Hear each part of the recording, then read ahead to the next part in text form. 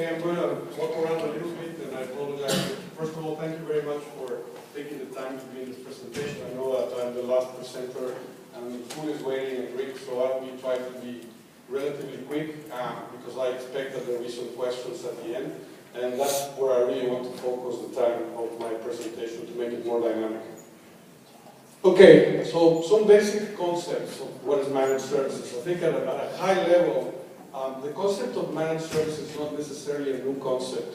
The idea here is that perhaps already vendors as well as integrators, channels, we saw the project with forklift concept. In fact, Sudhir was mentioning my experience in Latin America. I started my career in Citibank Mexico as a base finance unit.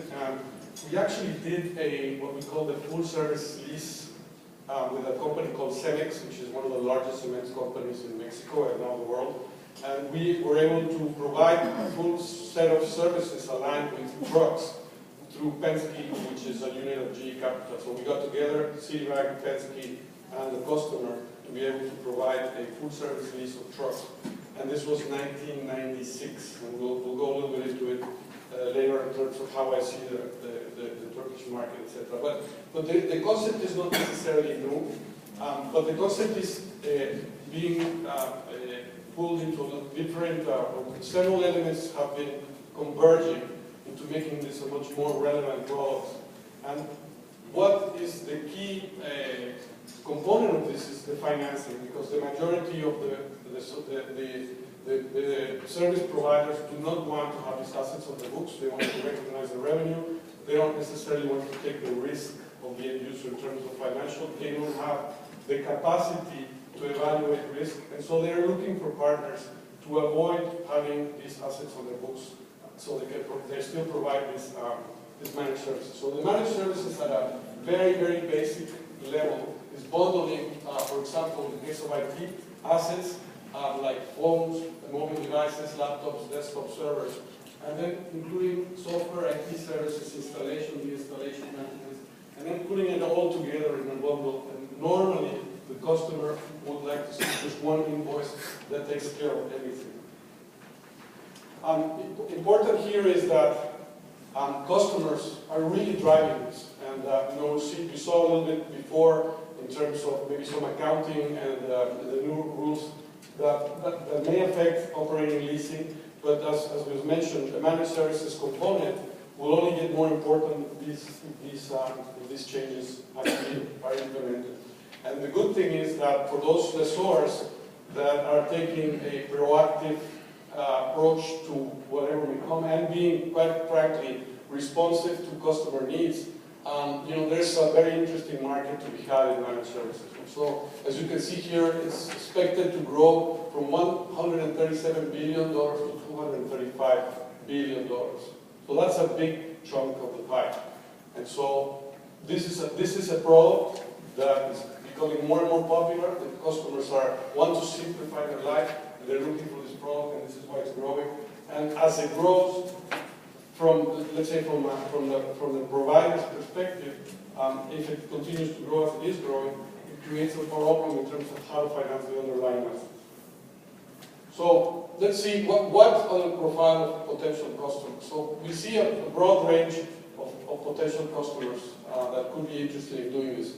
We look at medium and large size companies. We look at large multinationals that are really looking at focusing in terms of the core business and do not want to have this kind of burden for their people. So they recognize that there are experts that can do these managed services better at a lower cost, and they can focus on their core business. On the other side, you also see some smaller companies that simply do not have the budget to hire a talented group of individuals to run a best-in-class. So in some ways, those talented individuals become a pool, and then you can do managed services for smaller companies. So there is a lot of reasons why this managed services is becoming more and more popular, and it is applicable to a broad range of customers in government, private enterprise.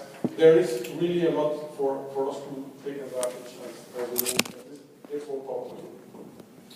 So what are the benefits for the lessees, the vendors, and the lessors. So let's look at from the customer's perspective, because to me, it really starts with the customer. That's one of the things that CSI is really trying to anticipate or work very close with the customers in terms of understanding what they want. And so, for example, I make it a point to visit with my salespeople continuously. Customers ask questions, probe, and as a result of that, we are working on innovative tools to be able to support the customer needs. So the customers are looking for bundle solutions.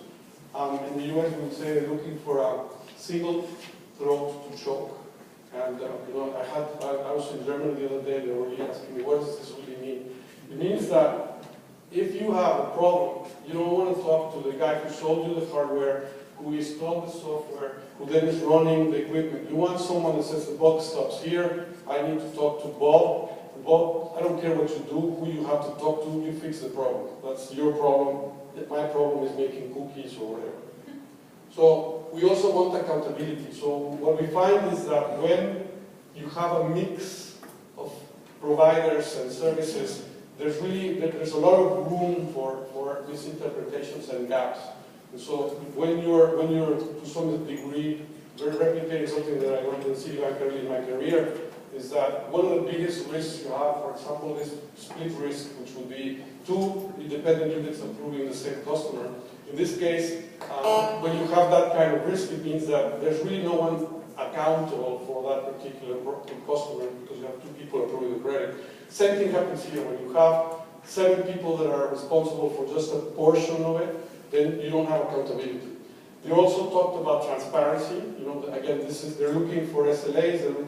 They say, I don't care what kind of machine is there. I don't care if it's yellow or green. I just want a model that helps solve this particular need that I have. They're looking to simplify their processes, because when they do managed services, they don't have to worry about payroll, they don't have to worry about hiring, they don't have to worry about managing people, they don't have to worry about supplies. So again, it's about simplification of the process. And obviously, as we talked about, they want to focus on their core business, whether it's cookies or hospitals or whatever. The last point is that they're really looking at, as our society and economy becomes more fragmented, they're really looking at experts. And those don't always reside in the company. So if you're trying to look at a best-in-class person to run a particular facility, you might not have the critical mass to be able to hire someone that's going to cost you more than you could pay. So then, again, you're looking for people that have a higher expertise that could hire internally. From the perspective of the lessor or even the managed servicer, you're really looking at to differentiate the product. So you're looking at not selling a box, not selling a truck, not selling a forklift. It's really about selling a solution which is bundled and it increases the value add. So when you're selling a computer, you're selling speeds and feeds. When you're selling a solution, you're selling response time, reliability, uptime, etc., etc. So what you also want is to make sure that there is a customer demand, as I mentioned in the last slide, and this demand is there. The customers are asking for this more and more and more. So you need to be the lessors need to do it, but also the managed services providers need to do it more because it's a customer need, and it's not necessarily again driven by accounting. It's based on the business requirement. So, what is the benefit is in terms of managed services, the providers are looking to match customer projects, cash flows with hardware needs. So, for example, you could have a piece of equipment, let's say a Cisco router that would have perhaps an economic life of 5 years. And then what you need to do is, if you have a project, a customer premises deployment, that the contract's only going to last 3 years, then your managed services providers are going to be looking for matching the term of the lease to the matching of the contract. So that's something that is very important for the managed services providers. We had a project, for example, in Panama from the canal, and they were looking at doing offices. They won't need that equipment after they finish doing the canal or the expansion of the canal. So they're looking at exactly matching the particular projects to the particular equipment needs. And they also need flexible tools. So, for example, in the case specifically of IT or trucks or whatever, you need to be able to change the equipment, because if you enter a 5-year contract, let's say of managed services, and the equipment as it gets older, this equipment may have a higher cost of operation. So you need to be able to change this equipment, again, maybe before the economic life is through, and you need a flexible tool that allows you to change the equipment without actually having to buy it. So they're looking for a tool that, let's say, if the total cost of ownership of a PC goes higher after 3 years, then the margins actually start dropping for years 4 and 5 of a managed services contract. So you need a tool that allows you to replace this equipment with equipment that's going to consume less electricity, that's going to require less maintenance, that's not going to be requiring administration, for example, in service.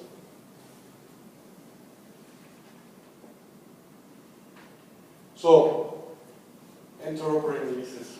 And again, this is I'm not necessarily, and I beg to throw a little bit of controversy, but I'm not a big fan of calling this operating leases in general. We actually, in my opinion, we are better off as an industry, I think, calling it a fair market value lease. So, at least for us, from our perspective, because not every lease that we're going to structure will meet every single operating requirement of every country that we're going to work in. And yet, it's really a different product. It's not truly a finance lease. So, to me, to speak to customers and talk about an operating lease normally puts me in a box that I would like to be in, because then if I'm selling an operating lease, I have to prove that's an operating, and sometimes this is not sometimes. This is always a customer requirement. I cannot prove that it's an off-balance sheet. He has to prove it. So I don't necessarily like the term operating lease, although I understand that as an industry, this is like a rallying call or name to call that product that's not a financial lease. So an operating lease provides optimal solutions to match project payments to the equipment required to provide a managed services solution. We could even, in our experience, we could even match, for example, if you have a butler and they sell more in the summer months, or cash machines, and they require more services on winter time, you can actually structure the payments to match not only the project length, but also the cash flow of the managed service provider. It can be a step up, it can be a step down, or it can be seasonally adjusted. And it's simplest form. An OPEX solution actually helps us because the managed service provider does not have to register, at least today, the asset in its books, and thus, if he needs to replace it, doesn't have to go through the accounting of worry about how much has been amortized or not. He just simply goes in, takes the equipment out, and as long as the monthly payment is similar, they can actually just replace the equipment.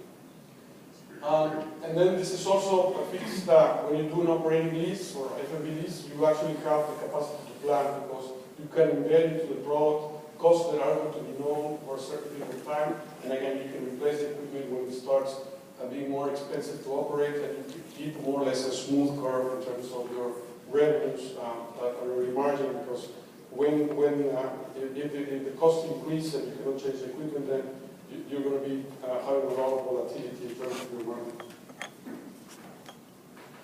Okay, so having said all the good things about managed services, a managed services contract and the underlying, or what we would call embedded lease, has some of the traditional risks, such as credit risk, residual value, and this is a key element, the performance risk.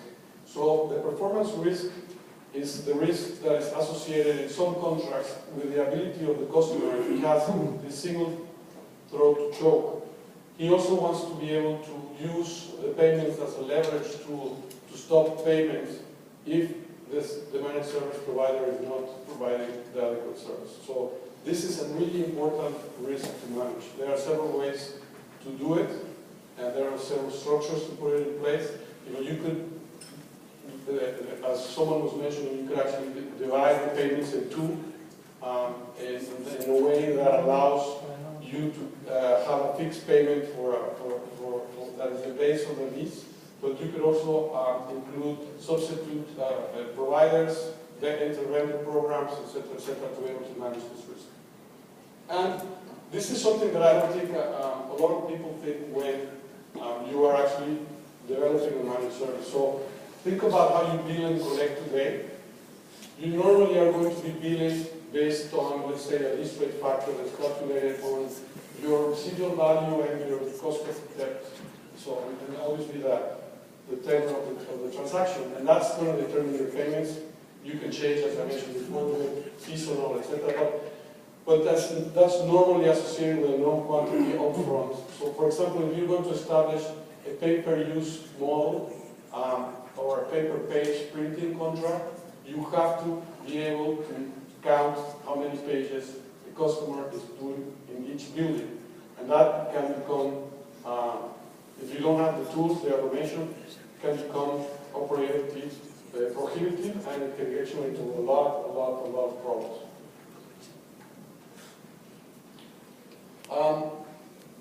Other elements to be considered, as mentioned today, the new accounting rules, which may affect the embedded lease for the managed service provider. But on the other hand, as we saw today as well, for the end user where we're trying to develop the solution and who is the ultimate customer, you might be able to still obtain a off-balance sheet treatment, provided that it's maybe a variable cost as well. So you've got the two edges of the sword, and it's an issue of management. But to me, as Sudhir was mentioning, and I also agree with Bob to some degree, is I was telling Sudhir in the break that I think we as operating lessors will survive this. It's not going to be an issue of survival. But what I was telling Sudhir is that I think our lives are very complicated enough, and we really didn't need this additional complication. Will we be able to surpass it if it actually comes to fruition? I think by developing models like this, by focusing on the customer needs and value added, we will be able to survive it. But the question is, did we really need it? And as the source, I can say definitely not. I like to put an example of what we call this is a storage, what we call a storage on demand, and customers react very positively to this model because it's really, as you can see, the normal way to acquire technology is you actually look at your initial purchase of storage over time, and it actually is only a balance between performance and cost. There's only one day, let's say, out of the life of a whole asset that this asset is going to be at its optimal performance levels. Here, you're actually overpaying, and here, you're actually underperforming until you buy additional capacity. So this chunkiness of capacity actually creates imbalances. And when I go to meet customers, on the one side, the CIO is going to be very happy at this phase from here to here. On the other side, the CFO is going to be upset because he's not using his money correctly. On this side, the CIO is unhappy and the CFO is happy. The model that we are using is we're going back and saying we have a way of measuring the capacity of the storage, and we actually charge only for the amount of storage that is used. As the storage increases and we start getting to certain buffers, we package the lease, and as Bob mentioned, we touch the lease before it goes to fruition, so at our end of lease. So I have customers in some countries where we establish, let's say, a 5-year lease, and we're already restructuring the lease maybe 18 months into it. So this is a very powerful tool for the customers, very powerful tool for our vendors, for our integrators, and it's really helping us differentiate ourselves from the market. This is really a very, very cool problem. By the way, just one point. If this works in developed markets, imagine how because one of the things that you could actually leapfrog is just go from finance leases directly to saying models. And a customer that finds himself with this kind of model is really, really pleased. So you don't necessarily have to go through the whole development curve of leasing, like hire purchase and finance leases, etc. This is another model that we're using actually, this is a really good model that we're using in Spain. And we are very proud that in Spain, in spite of the fact that of the crisis, where there's 27% unemployment, our branch is doing extremely well. We're doing extremely good business with large Spanish companies, and these large Spanish companies are operating across Europe as well as in Latin America. So we find that these larger customers are really doing well, and they are looking for this kind of sophisticated model where we are working with a service provider. We enter into a lease agreement with the service provider. The service provider is not dealing in collecting, and we actually are funding with our traditional banking sources. So this is probably one of the simplest ways to do it. We have to obviously do the credit approval of the service provider. So, but the service provider that we're using in Spain, doesn't have a problem. It's a really good program. So with that, maybe I'm a little bit ahead of time, but any questions? Why don't we first thank Enrique for his